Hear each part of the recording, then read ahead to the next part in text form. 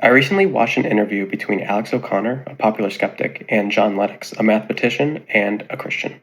The whole interview was about an hour and 40 minutes long, but at the end of the discussion, something really stuck out to me, and I'd like to go over it. Take a look. Oh, it's the hard question for any worldview. But then I think. one of the reasons why it actually comes up so little is because it almost feels trivial to bring up because it's the obvious point. It is the argument. Yeah. And it's been discussed ad nauseum. And Well, I don't know if I can. I think that might be a good topic for another time. I think so too. But I will say one thing about it, because whenever this comes up, it often comes up in terms whether people who are discussing it realize it or not, to go back a long way to people like Lucretius and so on. Surely a good God, an all-powerful God should, etc., do this or that. And I've reflected on that a lot because we've all had endless arguments like that have never come to a satisfactory conclusion. Right. And I've started to think about that fact because as a mathematician, you get problems that people have attacked for centuries and have got nowhere. And the way mathematicians react to that is that they say, perhaps we're asking the wrong question. And I think I found that helpful in the following way. And I'll be brief. It's this, that what faces everybody is a mixed picture.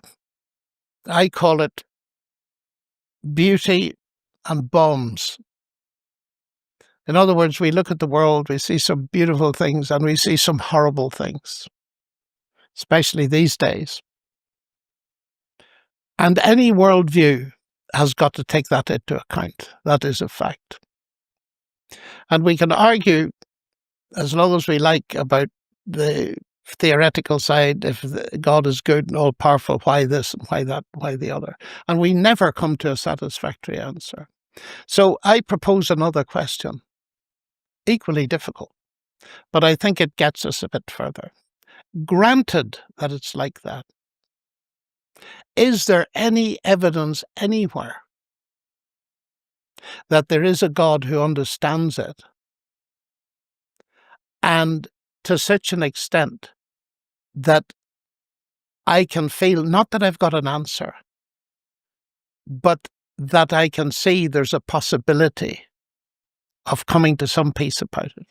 And my answer to that is that, yes, I think there is. And it's the fact that the God presented in the Christian Gospels is a God who in that sense has suffered, because the central claim of Christianity is that God became human and that Christ is God. So, crudely put, what is God doing on a cross?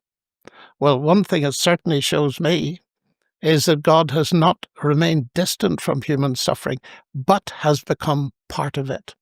Notice what Lennox is saying. He's saying, hey, we've got this world that we live in. There are some really good things, and there are some really bad things. We all have to take a look at the world and make sense of it. And he also says we can discuss the reasons for evil and suffering forever, and we may never actually come to a satisfying conclusion or satisfying answer. Even though I'm a Christian, I've also struggled with this question. It's hard for me to think about a God existing and letting atrocities happen. Even though I know that there are some reasonable and strong answers to the question, sometimes it just doesn't feel satisfying. And that's something that a skeptic might feel as well. Lennox reframes the problem. We've got this world, now granted that it is this way, is there a chance that there's any God anywhere that understands it? And of course, his answer is yes, Jesus Christ.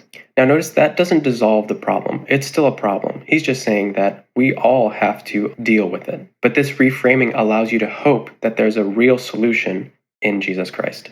No other religion in the world has God willfully limiting his power, becoming a human, and dying. And in so dying, he has become part of suffering, part of the human experience. And now to end off, here's Lennox explaining why this reframing of the problem is such a powerful argument.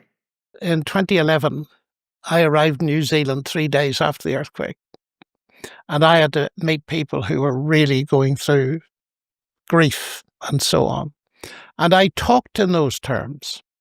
And I'll never forget when I'd finished talking to the largest congregation this particular place has ever seen, I think.